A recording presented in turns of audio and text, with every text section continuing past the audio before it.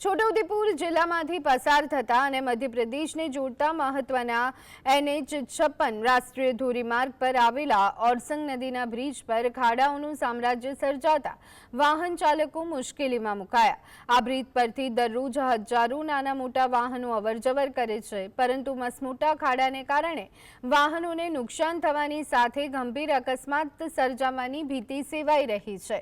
આશ્ચર્યજનક બાબત એ છે કે આ બ્રિજ પર 30 ટનથી વધુ વજન ધરાવતા ભારે વાહનોના પ્રવેશ પર પ્રતિબંધ છતાં સ્થળ પર કોઈ જવાબદાર અધિકારી કે કર્મચારીની હાજરી ન હોવાને કારણે નિયમોનો અમલ માત્ર કાગળ પર જ સીમિત રહ્યો।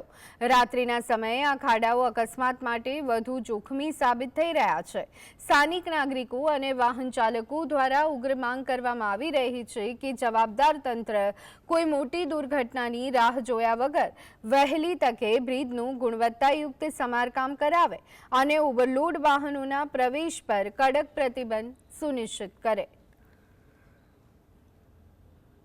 અહીંયા છોટાઉદેપુરના તંત્ર કલેક્ટરશ્રીએ નોટિસ પ્રસિદ્ધ કરી છે કે અહીંયા ઓવરલોડ વાહનો અવરજવર ન થાય એના માટે એનું શું અહીંયા દેખાય છે, નિયમનું પાલન દેખાય છે। અહીંયા પરિસ્થિતિ એટલી ગંભીર છે, ન તો રોડ પૂરવામાં આવ્યો, ન તો ખાડા પૂરવામાં આવ્યા। હાલ પણ પરિસ્થિતિ એટલી ગંભીર છે કે ભાઈ અહીંયા કોઈ સરકારી તંત્ર ધ્યાન નથી રાખતું।